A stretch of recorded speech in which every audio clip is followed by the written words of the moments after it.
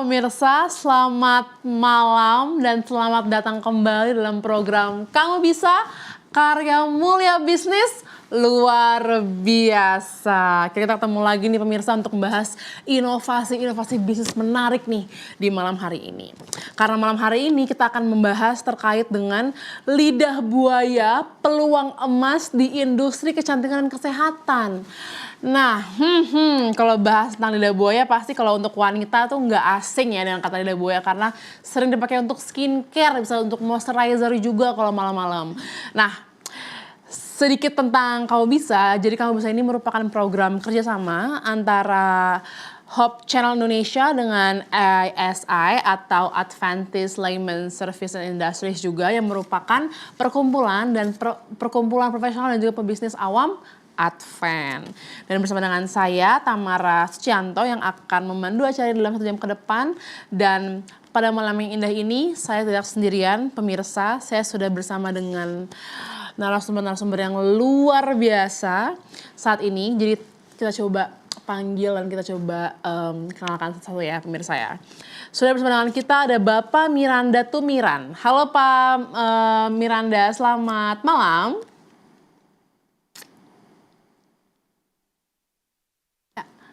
Selamat malam Pak Miranda, selamat bergabung di program Kamu Bisa. Selanjutnya juga ada Dr. Insinyur Johana Taribuka dari Universitas Patimura, Maluku. Halo Ibu Johana, selamat malam.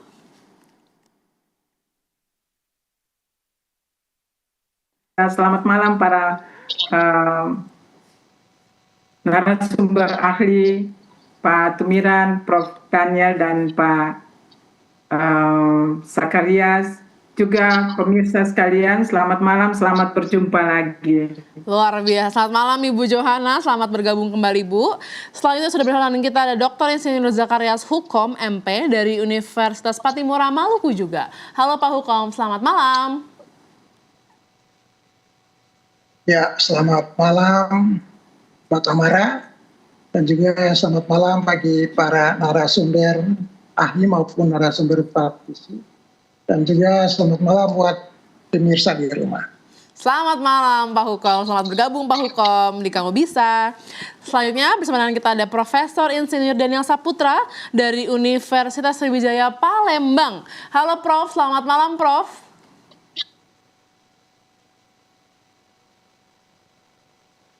Masih di unmute Prof, maaf. Selamat malam Tamara, selamat malam para pemirsa, dan selamat malam seluruh narasumber. Selamat malam Prof, selamat bergabung di acara Kamu Bisa. Baik pemirsa, hari ini kita akan bersama-sama diskusi bersama dengan narasumber-narasumber yang luar biasa pada malam hari ini. Dan kalau pemirsa ada pertanyaan atau mau sharing tentang pengalamannya mungkin berbudidaya lidah buaya, boleh langsung saja dituliskan dalam kolom komentar kita, bisa di YouTube dan juga bisa di sosial media kita yang lain. Baik. Saat ini kita akan sama-sama melihat video profil terlebih dahulu ya sebelum kita masuk ke diskusi. Dipersilahkan.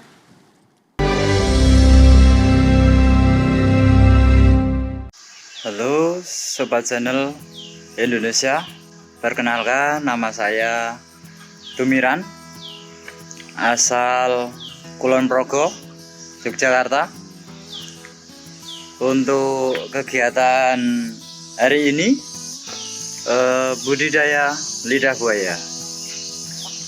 Untuk kedepannya semoga menjadi sumber rezeki untuk saya dan untuk semua.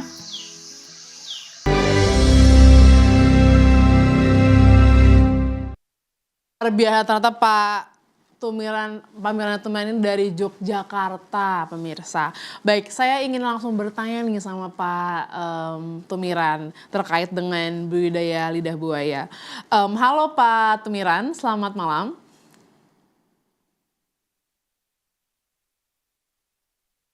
Oke, baik. Selamat malam Pak Tumiran. Apakah suara saya terdengar?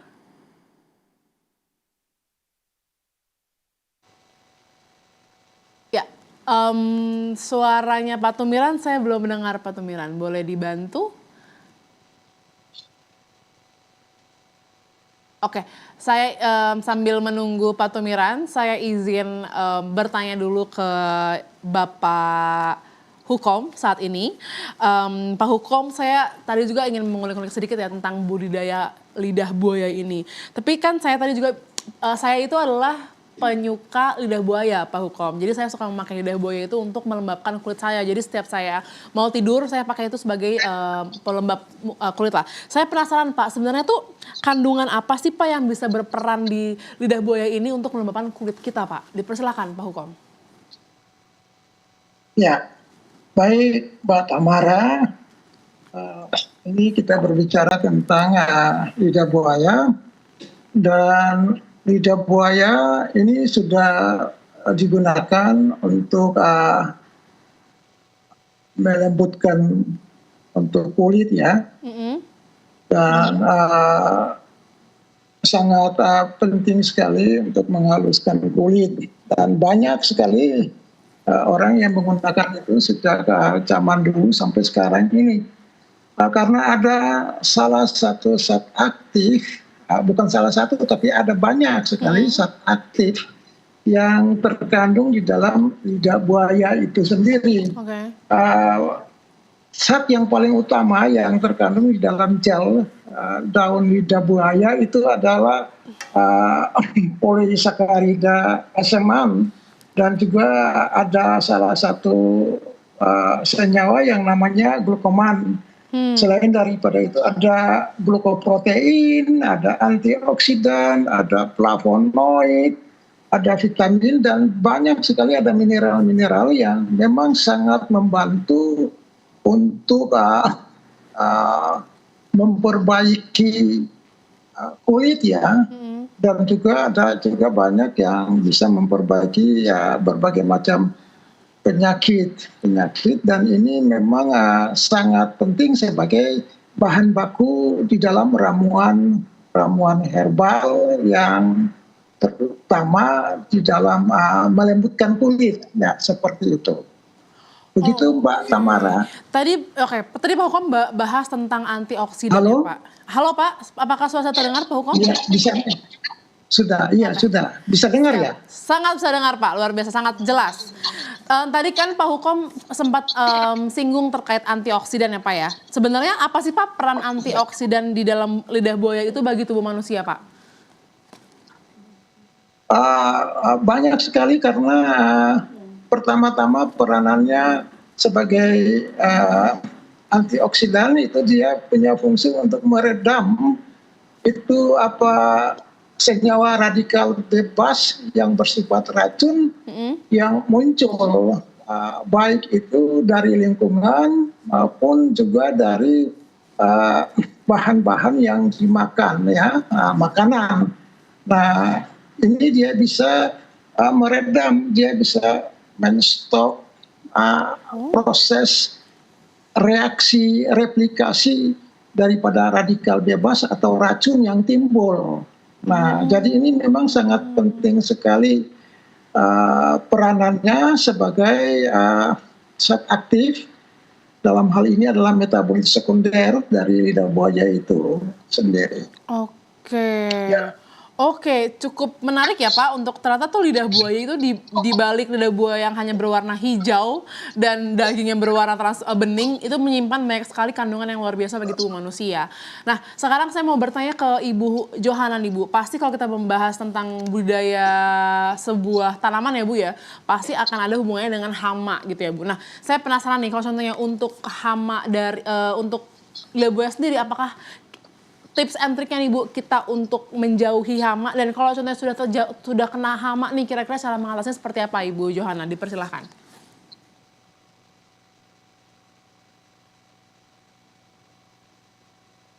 Ya, terima kasih Mbak Tamara. Saya tambahkan sedikit mengenai lidah buaya dari yang dijelaskan oleh Pak Sakarias. Lidah buaya ini atau kita biasa sebut dengan aloe vera, ini dia merupakan tanaman dari genus Aloe, tergolong sebagai tanaman menahun, ya, berasal dari Jazirah Arab, tetapi sekarang lidah buaya itu sudah mendunia. Di mana-mana kita bisa menemukan aloe vera ini. Nah, manfaatnya bisa di dalam bidang pertanian, pengobatan, kosmetik, makanan, minuman, maupun sebagai tanaman hias. Dia memiliki banyak sekali senyawa, terutama senyawa fitokimia yang akhir-akhir ini sering diteliti bioaktivitasnya atau manfaatnya. Dan di dalam lidah buaya ini sudah dilakukan penelitian, sudah dikenal manfaatnya itu sejak dari 4.000 tahun yang lalu. Nah, tetapi baru dimanfaatkan atau dibudidayakan sejak 333 sebelum Masehi oleh orang Yunani pada zaman Kleopatra. Kandungan yang ada di dalam lidah buaya ini antara lain 99,5% air, kemudian 0,5% lainnya itu yang terdiri dari lemak, di mana lemak ini terdiri dari 0,067%, kemudian karbohidrat itu 0,043%, vitamin terutama vitamin A, B1, B2, B3, B12, vitamin C, vitamin E, inositol, klolin, dan juga folic acid. Selain itu ada juga mineral seperti seng, kalsium, sodium, magnesium, potasium, zat besi, dan juga kromium. Selain mineral, ada juga enzim dan juga asam amino. Nah, manfaat dari lidah buaya ini banyak sekali. Manfaatnya bisa untuk penyembuhan luka, untuk menetralkan pencernaan, kemudian mencerahkan atau melembabkan kulit.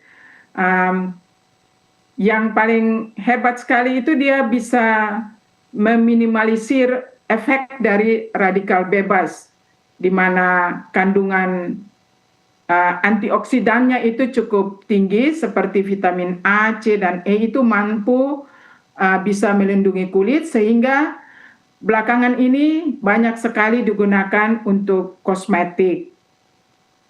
Selain itu dia juga mengatasi jerawat, efek samping, tetapi ada efek sampingnya. Nah, jadi kita harus berhati-hati dalam menggunakan lidah buaya, juga harus dilakukan secara tepat. Nanti Prof. Daniel akan menerangkan bagian sisi ini. Nah, hama dan penyakit pada tanaman aloe vera ini juga ada pada saat kita budidaya, dan ini merupakan hama dan penyakit yang sangat mengganggu estetika dari tanaman aloe vera ini atau lidah buaya ini. Nah, tanaman budidaya ini, tanaman aloe vera ini memiliki beberapa hama dan penyakit, antara lain kita bisa lihat tungau laba-laba. Nah, tungau laba-laba ini dia biasanya itu membentuk atau berwarna, laba-laba berwarna merah kecil, ya. Jika tanaman terserang tungau ini, atau kita bisa bilang hama, itu pada daun atau batang dari aloe vera ini ada bintik-bintik kecil berwarna pucat di permukaan daun lidah buaya dan juga di bagian batangnya. Nah, tanaman lidah buaya bila terkena tungau ini bisa menyebabkan tanaman ini akan membusuk. Nah, kemudian bila ini saja hama secara keseluruhan dulu, karena nanti pengendaliannya saya tidak akan menggunakan insektisida maupun pestisida sintetik ya secara umum ataupun fungisida sintetik. Sehingga saya menjelaskan dulu bagian hamanya, kemudian nanti bagian penyakit dan pengendaliannya. Selain itu ada juga kumbang moncong ya. Kumbang moncong ini biasanya itu dia menyelinap di sela-sela dari tanaman lidah buaya ini. Nah, kalau kita biasanya untuk hama itu biasanya kalau kita mau mendapatkan hama itu kita harus melihat atau memeriksa tanaman itu di bawah jam 9 pagi sehingga kita menemukan hama yang merusak tanaman. Itu untuk tanaman yang terserang hama pada keseluruhan tanaman. Waktu pengontrolannya itu harus di pagi hari. Kalau kita lebih dari waktu yang jam 9, maka kita tidak akan menemukan hama itu lagi karena hama itu sudah terbang. Pada saat jam-jam tertentu itu dia punya jam makan dan jam kopulasi atau kawin. Nah, kumbang moncong ini atau hama moncong ini dia menyebabkan tanaman itu bisa bercak dan kering. Nah, kemudian yang mengganggunya itu karena dia mengisap getah dari daun. Kemudian ada juga jamur. Jamur ini dia bisa menyebabkan busuk pada batang atau pangkal tanaman atau juga pada daun. Sehingga pada saat serangan dari jamur ini akan menyebabkan terjadinya busuk. Nah, yang paling harus diperhatikan adalah pada saat menyiram, kalau ada timbul busuk, kita harus menjaga kelembapan dari tanah. Karena tanaman lidah buaya ini kalau kita terlalu banyak air pada saat penyiraman, maka tanaman itu juga akan busuk.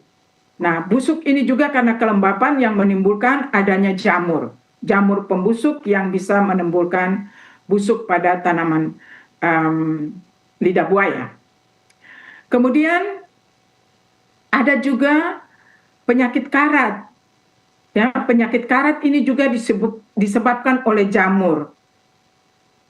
Nah, kalau ada gejala-gejala seperti begini, kita harus membongkar akarnya.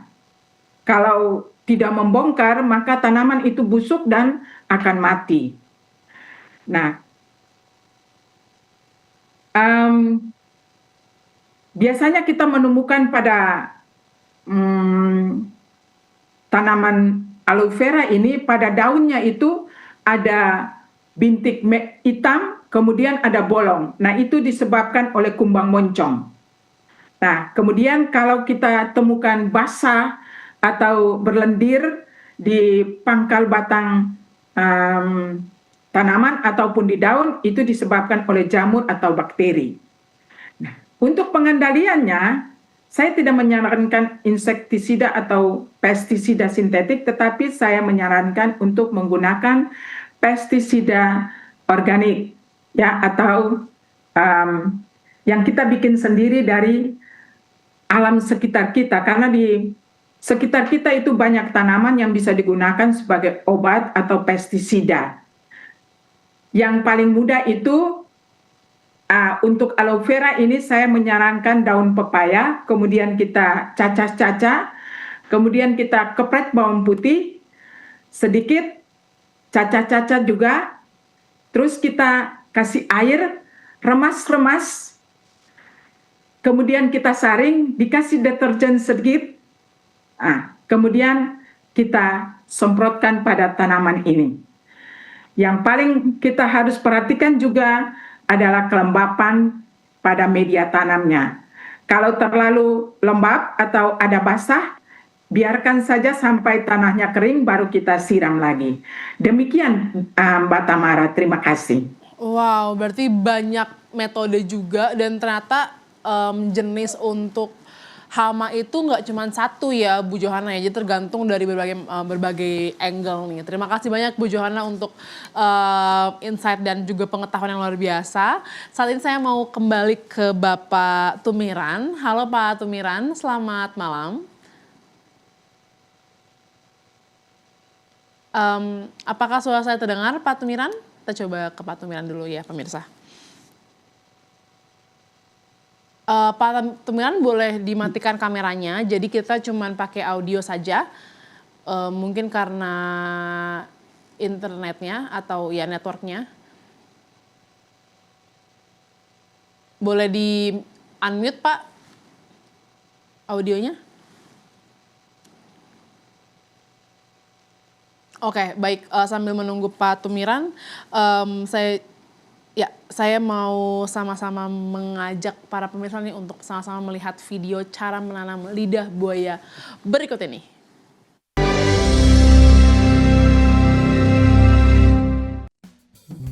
Sobat Tani, ini tutorial penanaman lidah buaya jenis Sinensis jumbo ya. Sinensis jumbo. Untuk pertama kali kita siapkan media. Medianya ini sudah tanah campur kompos ya, UI yang sudah gembur. Sudah itu ambil bibit yang kita sediakan, bibitnya yang masih segar, mulus. Kalau sudah, kita masukkan saja. Untuk penanaman di atas leher sini ya, leher, jangan sampai ke pelepah atas.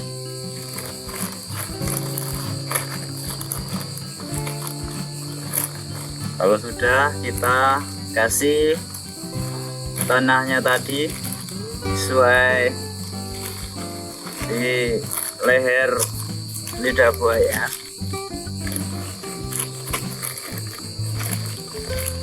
Ini bibit usia kurang lebih 1 bulan ya, kurang lebih 1 bulan ya, siap. Ini yang di polybag ya, kalian ya, di polybag lebih mudah ya. Untuk penyiramannya 2 minggu sekali, gak apa-apa. Kalau terlalu banyak air bisa pembusukan akar hidup. Kalau tanahnya terlalu becek, daunnya nanti menguning. Dan ini yang usia 3 bulan plus, usia 3 bulan 4 bulan, kurang lebih segini. Terima kasih.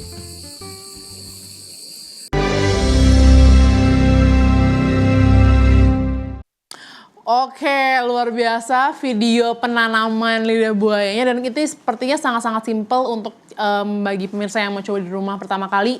Boleh langsung kita beli yang kecil-kecil kayak tadi nih, kita ikutin, kita boleh nonton lagi hari ini, kita coba lihat cara tutorialnya ya.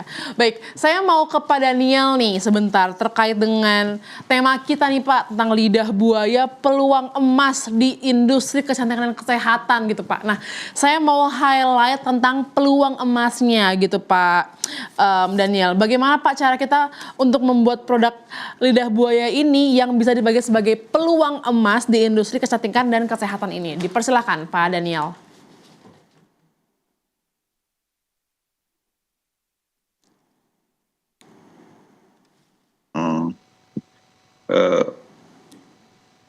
Lidah buaya lidah buaya sudah dikenal orang, Ya. gitu ya.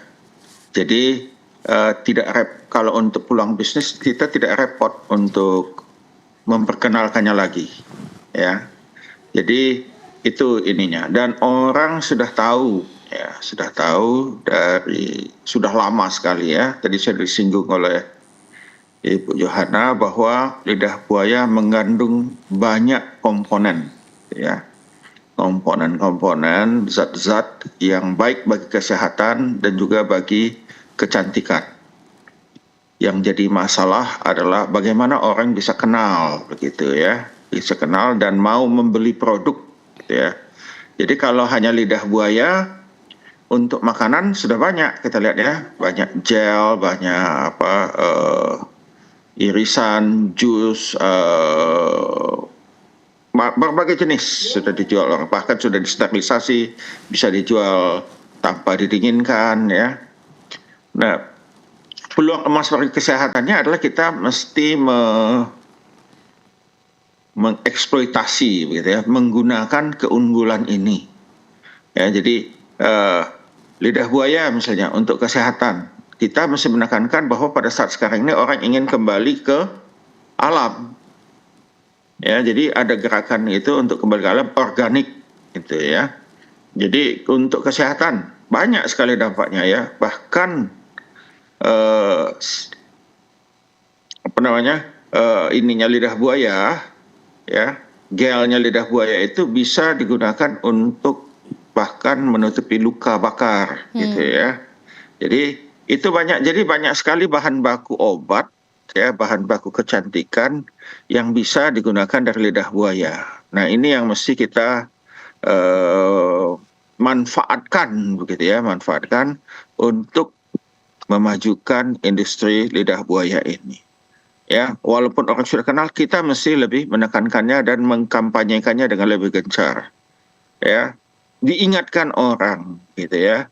Dan tentu saja yang tidak kalah penting adalah menjaga mutu, begitu ya, menjaga mutu. Jadi perlu bagi petani, begitu ya, petani lidah buaya untuk menjalin atau membuat kelompok tani dulu ya, agar bisa bermitra dengan industri, baik itu industri makanan, kalau mau dijadikan makanan ya, dan dia makanan sehat, mengandung banyak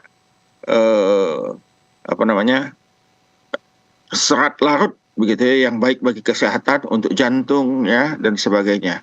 Jadi mesti kelompok tani bermitra dengan kelompok pemanfaat, yaitu baik itu industri kesehatan ya ataupun industri makanan. Nah, satu hal yang menarik adalah karena tadi Pak Tumiran ini ada di Jogja, ya, yang merupakan kota wisata, maka ini bisa dimanfaatkan. Boleh oleh Pak Tumiran atau ke teman-temannya kelompok tani ya, menjadikan, begitu ya, menjadikan lidah buaya yang diolah menjadi berbagai jenis makanan ya, menjadi jus ataupun menjadi seperti jelly ya, itu bisa dijual kepada banyak di tempat-tempat yang banyak dikunjungi orang turis ya. Saya pernah ke Jogja beberapa kali dan banyak sekali ya, dan laku gitu. Jadi boleh dimanfaatkan bagi Pak Tumiran dan kawan-kawan yang ada di sana untuk menjadikan ini sebagai sumber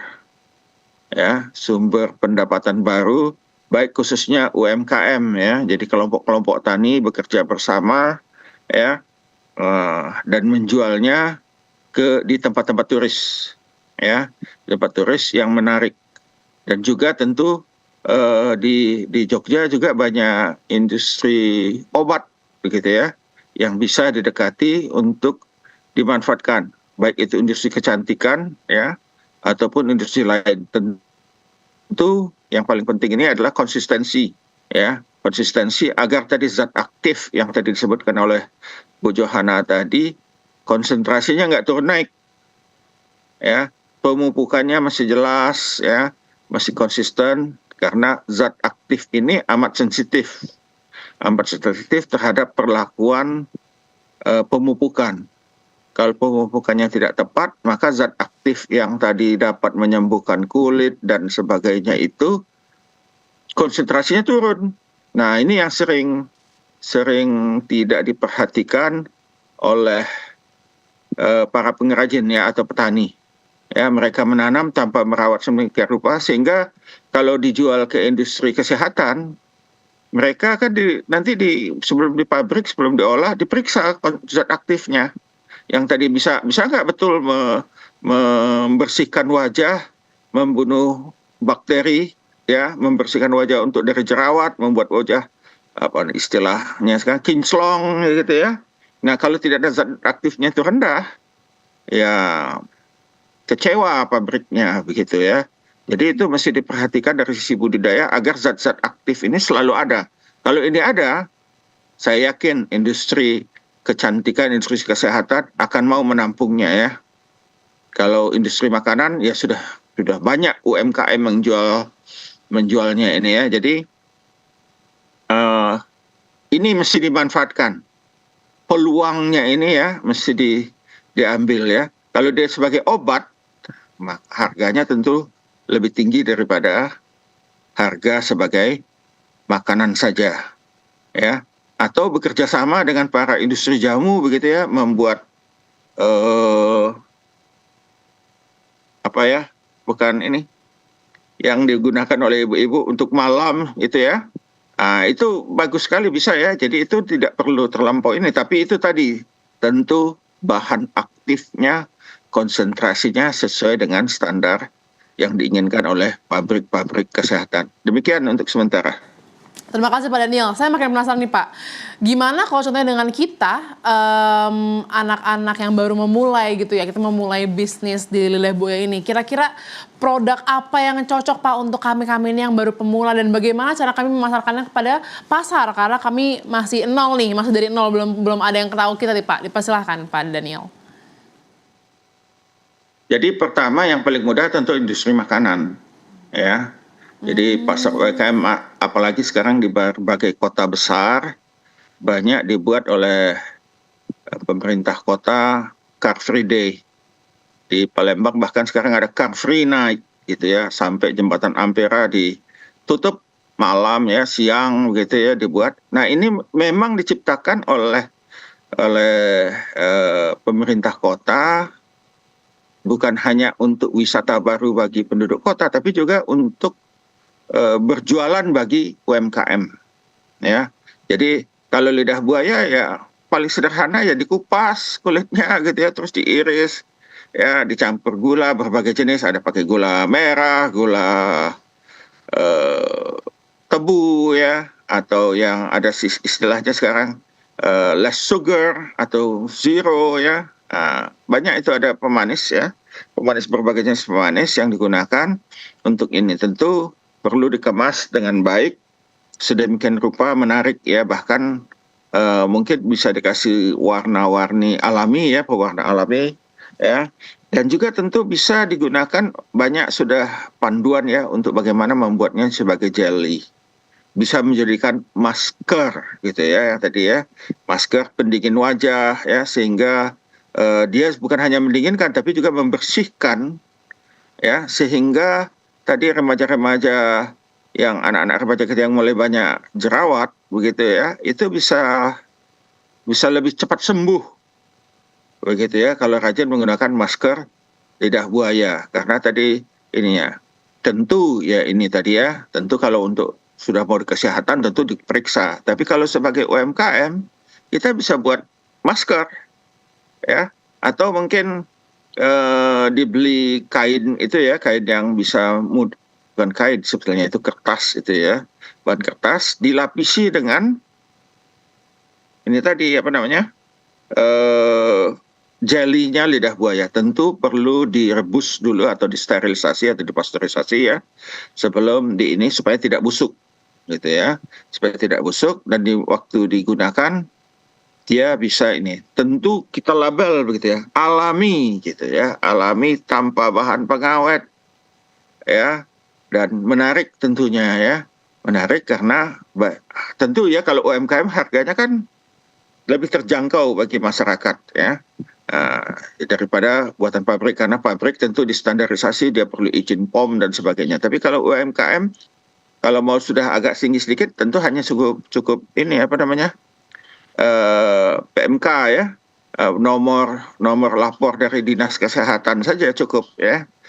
Itu juga biayanya tidak signifikan ya, bisa ini. Jadi cukup digunakan seperti itu sehingga bisa dijual di skala UMKM pada hari-hari Car Free Day atau Car Free Night begitu ya. Saya pernah hadir beberapa kali, wah banyak ya, banyak transaksi bisnis, dan ini yang memang diinginkan oleh pemerintah kita sehingga terjadi perputaran uang gitu ya, terjadi geliat ekonomi, dan yang diinginkannya itu adalah dampak multipliernya ya, dampak turunannya sehingga ekonomi, khususnya ekonomi kecil ya, ekonomi masyarakat kecil bisa bertumbuh dan masyarakat lebih sejahtera. Demikian, Tamara. Terima kasih banyak untuk tips and trik dalam dunia bisnisnya nih Pak Daniel. Saya juga jadi terinspirasi untuk membuat, coba dulu aja ya Pak, yang penting ya. Jangan takut, jangan ragu, coba dulu aja dari awal. Nah, aku mau kasih fun fact nih teman-teman. Jadi ternyata lidah buaya ini udah digunakan sejak ribuan tahun yang lalu sebagai rahasia kecantikan alami para ratu Mesir. Jadi tuh ratu Mesir tuh sudah mencoba ini duluan zaman dahulu kala ya, sampai akhirnya demand-nya atau permintaannya justru makin meningkat di industri modern. Makanya itu ada skincare, ada hair care juga. Nah, sudah bersama dengan kita Pak Tumiran. Halo Pak Tumiran, selamat malam. Selamat malam Pak Tumiran, apakah suara saya terdengar Pak Tumiran? Iya. Terdengar jelas. Luar biasa Pak Tumiran. Saya penasaran sekali nih Pak Tumiran, gimana sih Pak, boleh kasih tahu kami ini yang mungkin mau mencoba untuk bisnis lidah buaya Pak ya. Bagaimana sih Pak langkah awal memulai bisnis lidah buaya dari nol ini Pak Tumiran, dipersilahkan. Oh ya, untuk langkah awal mulai bisnis dari nol ya. Iya betul Pak. Halo Pak Tumiran. Ya, untuk persiapan yang berkualitas untuk fokus bisnis.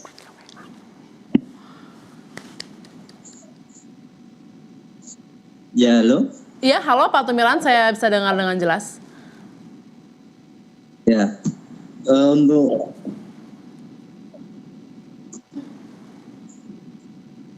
putus ini. Oh enggak Pak, Ya, enggak. Ya, halo Pak. Ya, Ya, dilanjutkan Pak Tumiran. Jadi bagaimana Pak tadi melangkah awal Bapak memulai bisnis lidah buayanya Pak Tumiran? oh ya, untuk tentukan fokus bisnis dan untuk membuat bibit berkualitas dan untuk pasar Betul. untuk peningkatan nilai jual. Oke Pak.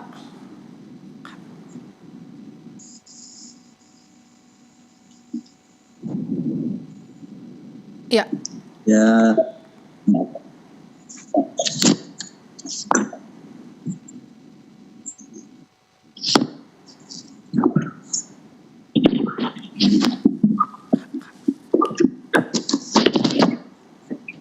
ya.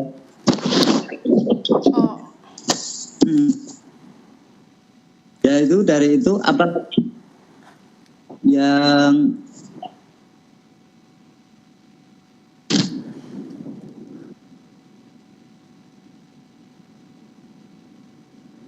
Ya, mungkin masih ada trouble di sounds-nya, nanti boleh dibantu untuk dicek terlebih dahulu kepada tim. Baik, sebelum kami ke Pak Tumiran ya, kita bisa sama-sama, ya mari kita sama-sama saksikan terlebih dahulu video UEKB berikut ini.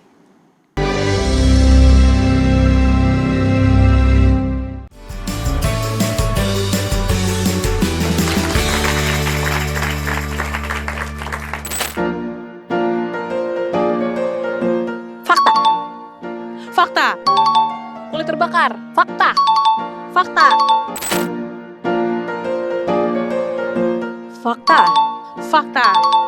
Menyuburkan rambut. Fakta. Fakta. C. Flavonoid. B. Aloin. Aloin kali. Aloin. B. B. Sukulen. B. Sukulen. B. Sukulen. C. B. Melawan radikal bebas. C. Mengentalkan tekstur. Aduh, melawan radikal bebas. A. Menambah rasa manis. Saksikan Kamu Bisa, karya mulia, bisnis luar biasa.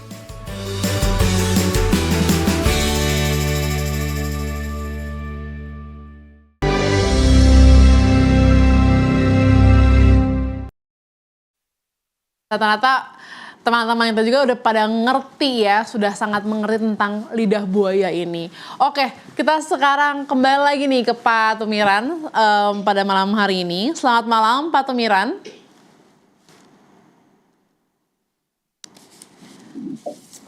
Halo Kak, selamat malam. Oke. Kita terlebih dahulu kita tunggu dulu Pak Tumiran. Saya ingin Selamat malam. Oh, halo, selamat malam Pak Tumiran. Apakah suara saya terdengar? Iya. Ya. Oke, Pak Tumiran, aku mau tanya deh Pak, sebenarnya tuh lebih menguntungkan mana sih Pak, menjual bahan mentah lidah buaya atau produk olahan dari lidah buaya Pak? Oh ya, untuk dua-duanya menguntungkan sekali. Untuk bahan mentah atau olahan itu sama-sama menguntungkan sih bagi saya. Oh oke. Kira-kira kalau boleh di-spill gitu ya Pak, modal awal untuk usaha sederhana lidah buaya dari Bapak sendiri kisaran di berapa harganya Pak? Untuk modalnya? Untuk modal ya Kak ya? Iya. Untuk modalnya enggak begitu banyak juga bagi saya. Untuk pemulai itu dulunya dari sedikit dulu sih. Oke. Lama-lama baru ya Pak ya nanti ya. Oke Pak. Ya dari kisaran berapa pokok tanam, itulah nanti kita kembangkan, udah dapat pemasaran, udah dapat tempat untuk jual beli, barulah kita tambah gitu. Jadi pelan-pelan gitu ya Pak Tumiran ya? Iya. Pak tadi kan sempat tadi agak sedikit terganggu untuk soundnya ya Pak ya. Boleh diceritakan sedikit lagi nggak Pak? Kira-kira langkah awalnya tuh gimana sih untuk Bapak Tumiran memulai bisnis lidah buaya ini Pak? Boleh diceritakan sedikit nggak Pak? Bisa sedikit untuk langkah awalnya ya. Iya betul. Untuk langkah awalnya itu ya untuk tentuan produk bibit yang bagus, untuk siapkan lahan atau di media tanam yang gembur, itu perencanaan riset, untuk persiapan budidaya skala kecil maupun besar gitu Kak. Oke Pak, berarti lebih ke bibit dan lain-lain ya Pak ya. Nah sebenarnya selama Bapak berbudidaya lidah buaya ini tantangannya tuh apa aja sih Pak yang boleh di-share ke kami Pak untuk berbudidaya lidah buaya ini? Untuk tantangan terbesar di bisnis lidah buaya Kak ini, Iya. Dalam pemasaran Kak, terus operasionalnya dan pasca panennya itu Kak. Oh, kenapa Pak kalau yang pemasarannya mungkin kita boleh bagi-bagi 3 ya. Jadi kan tadi ada pemasaran, operasional sama pasca budidayanya ya Pak. Boleh diceritakan nggak Pak kalau pemasaran itu tantangannya apa ya Pak kira-kira ya? Kalau pemasarannya itu belum semua suka gitu ya, belum Betul. belum suka. Terus untuk ke industri atau apa itu kan belum tahu. Kalau yang dari nol itu belum kenal dan masuk apa macam PT atau apa itu, kendalanya di situ pemasaran tuh.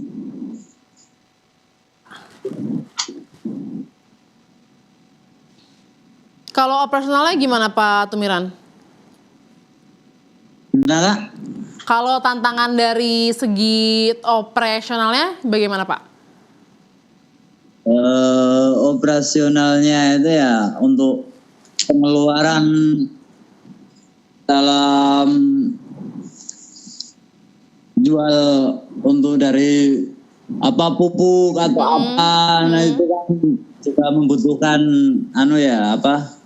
pemasukan juga itu. Berarti lebih ke cost harganya ya Pak, harga untuk operasionalnya begitu ya? Oke, karena kalau pascanya Pak, kira-kira tantangannya apa tuh Pak? Kalau dari pasca panen itu tanahnya ya mudah busuk sih Kak, kalau terlalu lama untuk dipanen terus belum laku macam itu nanti. Oke, nah pertanyaan saya juga kenapa Pak Tumiran tertarik nih dengan membudidaya lidah buaya? Kenapa nggak tanaman yang lain gitu Pak Tumiran? Oh ya, awal mulanya ya saya sing-sing saja sih ikut kerja, habis itu terus kok sudah dapat pemasaran, ya lanjutlah gitu.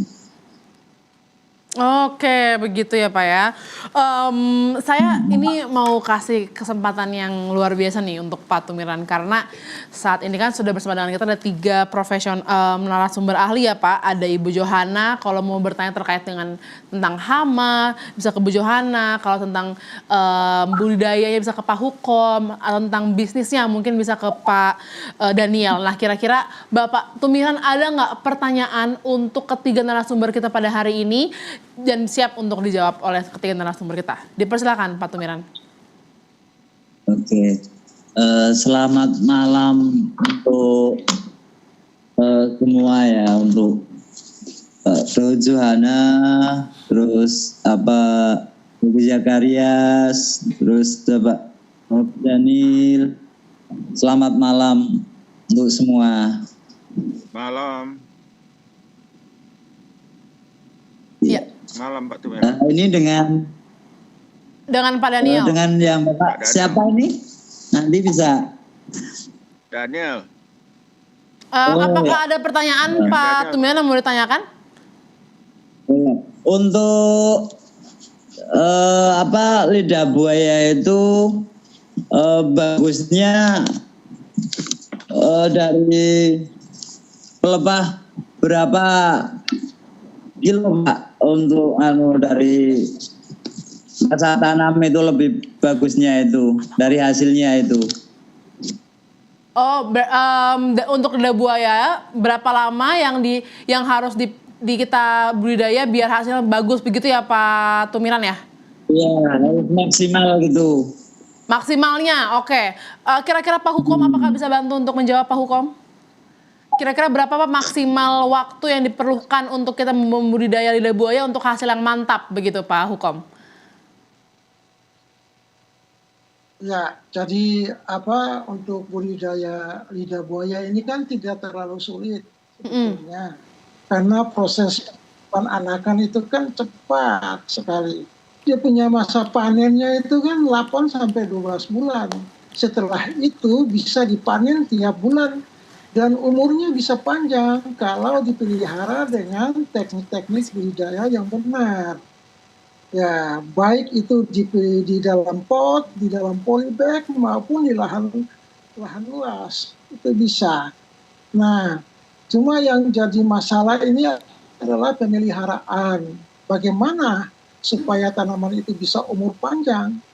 Ternyata bahwa ada informasi ada yang membudidayakan tanaman lidah buaya atau aloe vera ini sampai 20-30 tahun. Kalau itu dilakukan dengan cara yang benar dan memang harus fokus untuk pemeliharaan. Nah, supaya itu lidah buaya bisa menghasilkan secara maksimal, utamanya adalah kita harus memberikan makanan, nutrisi itu. Karena nutrisi itu adalah prekursor yang nanti akan berfungsi sebagai biosintesis, itu senyawa aktif. Dan lembaran-lembaran lidah buaya itu bisa menghasilkan gel yang berkualitas yang nanti bisa dipanen dan bisa dipakai sebagai bahan baku dalam berbagai macam proses industri, baik itu pangan fungsional maupun obat-obatan dan juga sebagai bahan kosmetik yang tadi. Nah, karena kalau dipelihara dengan teknik yang benar, saya tambahkan bahwa itu tanaman-tanaman termasuk lidah buaya ini kan dia membutuhkan nutrisi yang mengandung ada 16 elemen yang kategorinya makro dan mikro dan tidak boleh tidak ada. Kalau tidak ada berarti reaksi enzimatik dalam sistem metabolisme tanaman tidak hadir dan tidak ada enzim yang diproduksi untuk masuk di dalam biosintesis zat aktif yang tadi yang sangat bermanfaat itu bagi kesehatan. Nah, jadi harus dipelihara. Teknik budidaya itu harus dipelihara. Untuk masa yang panjang itu bisa sampai 30-an tahun. Tapi rata-rata yang bisa diusahakan itu sampai 6-7 tahun, 8 tahun masih bisa produksi dengan optimal. Ini yang merupakan faktor utama. Kemudian dari segi persyaratan tumbuh itu harus kalau lidah buaya ini kan dia tumbuh dari daratan rendah sampai daratan tinggi, tetapi dia punya kemampuan produksi secara optimal itu letaknya di antara 200 sampai 700 meter dari permukaan laut. Jangan lupa bahwa dia membutuhkan sinar matahari full, fotosintesis, yang nanti berpengaruh menghasilkan fotosintat yang berfungsi untuk mengadakan penyikatan dengan hara makro mikro yang lain dalam pembuatan itu zat antioksidan itu yang paling penting sekali. Lalu dia juga membutuhkan persyaratan suhunya itu 16 sampai 30 derajat Celcius, curah hujan tadi air. Nah, kalau tergenang memang busuk. Tapi dia punya kemampuan untuk bertahan. Karena saya juga ada budidaya itu.